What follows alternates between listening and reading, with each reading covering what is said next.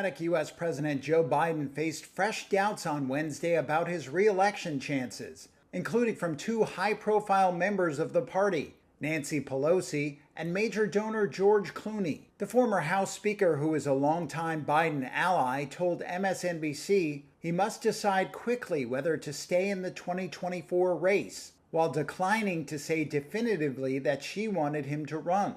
Hollywood star Clooney, who co-hosted a fundraiser for Biden last month, withdrew his support with a damning opinion piece in the New York Times, saying that Biden was not the same man he was in 2020. Meanwhile, on Capitol Hill, House Democratic leader Hakeem Jeffries told lawmakers Wednesday that he would relay their concerns about Biden's electability to the president, according to media reports. For nearly 2 weeks, the 81-year-old has sought to stem defections by congressional representatives in his party, donors, and other allies, worried he might lose the November 5th election to his 78-year-old Republican rival Donald Trump after a halting debate performance. The president has said again and again that he will be the Democratic candidate and that he believes he can beat Trump. He has said repeatedly that he had a bad night at the June 27th debate and vowed to stay in the race. So far, public defections remain a small segment of the 213 Democratic-aligned House members, and the party's leadership continues to back Biden publicly. No members of the Senate have publicly said Biden should stand aside, though Senator Michael Bennet of Colorado said on Tuesday he did not believe Biden could beat Trump. I have a real good feeling in my heart that the spacecraft will bring us home, no problem. The first two astronauts to fly Boeing's Starliner capsule say they're confident it can bring them home. They've already been in space much longer than expected.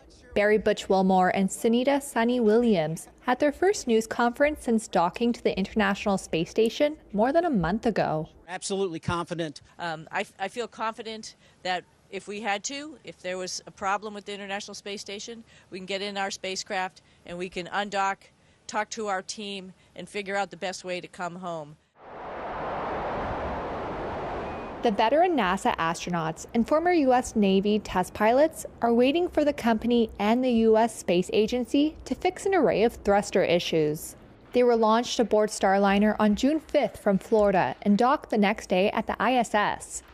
They were supposed to spend about 8 days there. Now, their mission has been extended indefinitely due to a series of issues with Starliner's propulsion system. You know, that mantra you've heard, failure is not an option. That's why we are staying here now. It feels good to float around. It feels good to be in space and work up here with the International Space Station team. So, yeah, it's great to be up here. So I'm not complaining. Butch isn't complaining that we're here for a couple weeks, extra weeks. 5 of Starliner's 28 maneuvering thrusters went dead during its 24-hour trek to the station. A propellant valve failed to properly close, and there have been 5 leaks of helium, which is used to pressurize the thrusters. The current test mission is Boeing's final step before the spacecraft can clinch NASA's certification for routine astronaut flights. That would make it the second U.S. orbital capsule alongside SpaceX's Crew Dragon. A NASA chief has said extra testing could last at least a couple of weeks before Starliner gets the green light to bring the astronauts back to Earth. NASA and Boeing have said it is capable of getting them home in the event of an emergency on the ISS.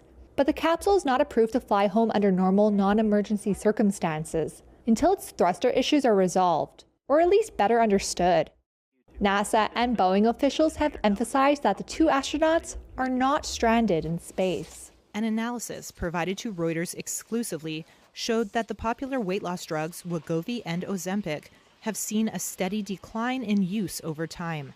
The analysis of U.S. pharmacy data showed that only 1 in 4 Americans prescribed Wegovy or Ozempic for weight loss were still taking it 2 years later. The analysis does not include details about why patients quit using the medications, but the decline in use is spurring a debate over the drug's cost to patients, employers, and government health plans. Novo Nordisk's Wegovy or Ozempic can cost more than $1,000 per month and may require extended use to see meaningful benefits. The price tag has drawn fire recently from President Joe Biden and other public officials, who said such drugs could cost the country $411 billion per year, and that's if only half of adults with obesity used them. drug manufacturers have been unable to keep up with the unprecedented demand for the new weight loss drugs. In response to the analysis, Novo Nordisk said it, quote, does not believe these data are sufficient to draw conclusions about overall patient adherence and persistence to various GLP-1 medicines, including our treatments. A co-author of the analysis said the reason patients may stop their prescriptions was likely a mix of side effects, out-of-pocket costs, and supply shortages. Doctors said some patients may decide to stop the medication after successfully losing weight.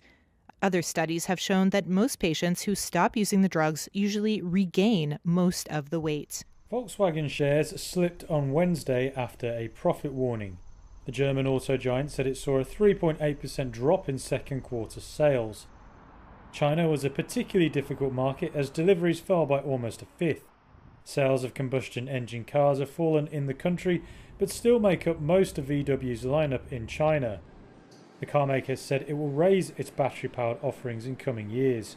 It will also prioritise profitability even as rival Chinese car makers slash prices by up to a half. A VW spokesperson told Reuters they do not expect an easy year ahead. The company lowered its operating return on sales forecast down by between half and a full percentage point. It further said its Audi brand was considering closing its Brussels site due to low demand for its higher-end electric cars. Volkswagen shares were down over 1% in early trade, but slightly recovered later. Tesla is hiking prices for some cars in Europe, and it says the EU's new tariffs on China-made vehicles are to blame. Model 3 cars in markets including Germany, Spain and the Netherlands are now over $1,600 more expensive. The increase comes after Brussels put tariffs of up to 37.6% on EVs imported from China. That hits the Model 3, which Tesla makes in Shanghai. However, Elon Musk's firm has been classed as cooperating with the European probe into Chinese subsidies. That has won it a lower tariff of 20.8%. BMW wants a similar reduction for its electric Minis, which are also made in China. They are currently subject to the highest duty. The tariffs are provisional in force while the EU conducts its probe. It says Chinese makers benefit from excessive subsidies, making it hard for European firms to compete. Beijing rejects the claim, saying its companies are winning based on productivity and technology. The EU is expected to make a final decision on the duties in November. Apple may have fought off a potential hefty fine from the EU. The US tech giant said it would open its tap-and-go mobile payment systems to rivals. That's according to EU antitrust regulators on Thursday. The move ends a 4-year-long investigation of the iPhone maker. The EU competition enforcer charged Apple 2 years ago with hindering competition for its Apple Pay mobile wallet. It accused the company of blocking rival app developers from accessing its tap-and-go technology. The European Commission said Apple's new offer would be valid for 10 years. EU antitrust head Margrethe Vestager said competitors will now be able to effectively compete with Apple Pay for mobile payments with the iPhones in shops. Apple's tap-and-go technology, called Near-Field Communication or NFC, allows for contactless payments with mobile wallets. It will now permit developers to access its NFC to pre-build payment apps for rival mobile wallet providers. Apple said its offer would give European developers an option to enable tap-and-go payments for numerous features within their iOS apps.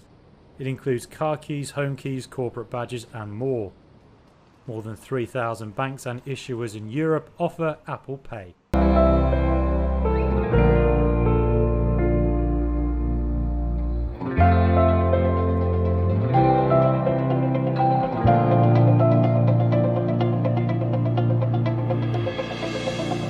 Samsung Electronics unveiled its latest foldable smartphones on Wednesday. It's bolstering AI functions in a bid to challenge Apple's dominance in the premium market.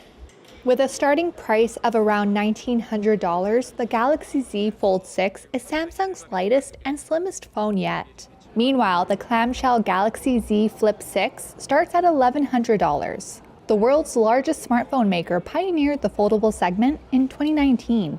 The launch is crucial as competitors are surging into the market. Samsung's foldable phone shipment share fell from 81% in 2022 to 63% in 2023. That's according to data provider Canalys. The Flip boasts a longer battery life, a higher resolution camera, and a new vapor chamber to keep the phone cooler. The hope is to reduce pain points discovered through customer interviews. Samsung is also offering new AI functions, including a listening mode that provides simultaneous interpretation by voice when paired with Galaxy Buds earphones. It also worked with Alphabet's Google for new AI search functions. On the accessory side, Samsung is making a bet on more sophisticated health monitoring functions. Its offerings include the Galaxy Ring. At just under $400, it is light, about 3 grams or less. It can be worn in the shower or while swimming and can constantly monitor heart rate and stress levels, as well as help control a Samsung phone's camera or alarm. A slew of new health functions were added to its Galaxy Watch products too. It's now a US FDA-approved monitoring device for sleep apnea. The products will be available starting on July 24th in South Korea, North America, and Europe. Has become the major market theme. Shares of Nvidia and other tech heavyweights helped push the S&P 500 and Nasdaq to more record-high closes on Wednesday, with all 3 of Wall Street's main indexes gaining more than 1%. It was the Nasdaq's 7th straight record-high close and the S&P 500's 6th straight. The S&P crossed 5,600 for the first time after Federal Reserve Chair Jerome Powell stoked expectations for an interest rate cut in September during his congressional testimony. Baird investment strategist Ross Mayfield said he was encouraged to see that with inflation pressures easing, Powell is now showing concerns about a weakening labor market. You want to see signs that the Fed is at least acknowledging, if not explicitly, starting to cut rates tomorrow, that the labor market weakness is something they're concerned about, that it's no longer a major pressure on inflation, which I don't think it is. And it opens the door to not just September, but additional rate cuts later this year and early next year. The data-dependent Fed will parse the latest inflation reports with Thursday's Consumer Price Index, followed by the Producer Price Index on Friday. In company news, chip stocks jumped after Taiwan Semiconductor posted strong quarterly revenue, its shares rising 3.5%. Micron Technology gained 4%, Nvidia climbed more than 2.5%, and Advanced Micro Devices added nearly 4%. Intuit dropped more than 2.5% after the TurboTax owner said it plans to lay off about 10% of its workforce. And shares of Apple climbed nearly 2% to a record high, lifting its stock market value to $3.6 trillion.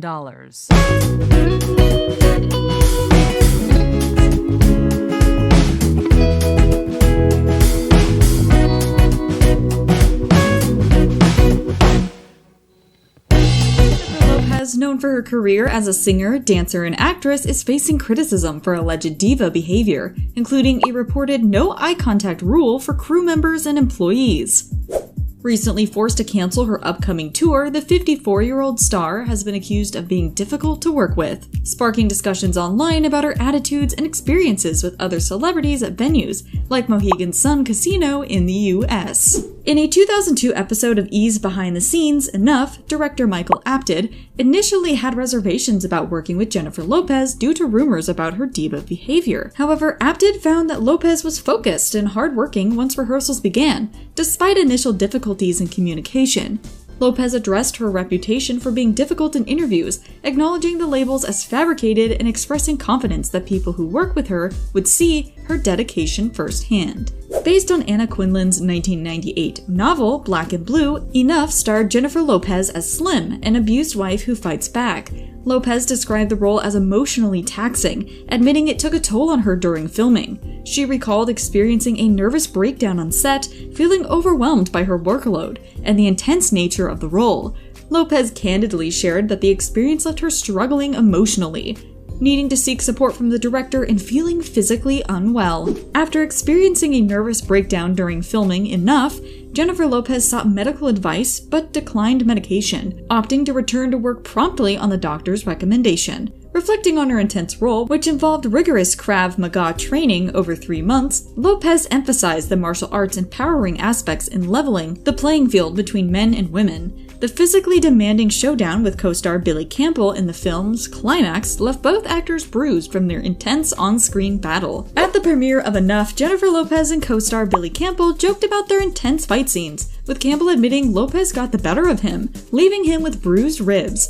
Lopez likened the film to a female Rocky, emphasizing its theme of empowerment. Reflecting on watching herself on screen, Lopez admitted to feeling nervous and shaking uncontrollably, a feeling that began with her first starring role and continued through screenings.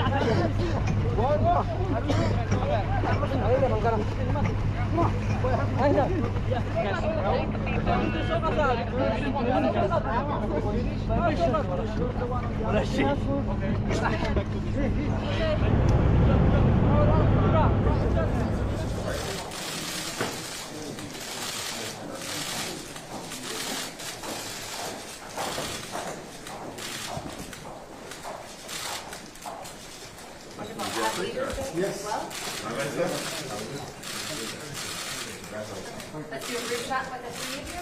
Sure.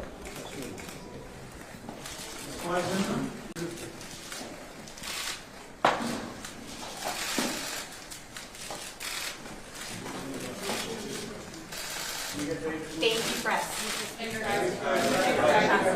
Oh, sorry. Mr. Seagull. Yes, got it.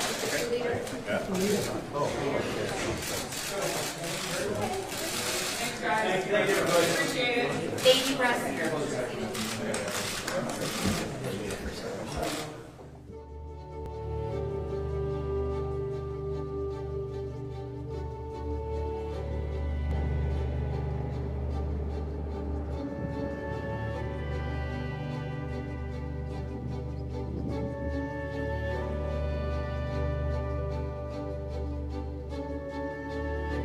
De verdad, hasta es emocionante ver esto, en medio del desierto, en medio de la nada, ver esta maravilla es asombroso.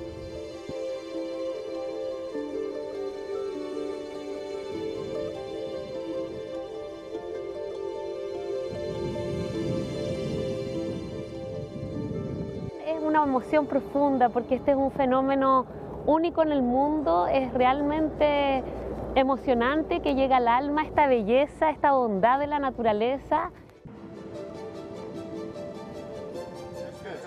Britain's new Prime Minister entered his job with a host of challenges, but he's also received 2 early gifts. England reaching the final of the Euro 2024 soccer tournament might temporarily lift the national mood in some parts of the UK. But Keir Starmer also inherited an economy which grew faster than expected in May. Official data released Thursday showed economic output increased 0.4% in May after a 0.2% rise in April. That was ahead of analyst projections. May saw a broad-based rise in economic output. Services and manufacturing both grew, while construction was up by 1.9% on the month, driven by house building. Over the 3 months to May, the economy expanded by 0.9%, the strongest reading in more than 2 years. The new Labour administration wants to achieve the fastest growth among the group of 7 advanced economies on a sustained basis. But while that may be a boost for Starmer, it's fueling doubts about the Bank of England's next move and whether the central bank will start cutting interest rates in August as previously predicted.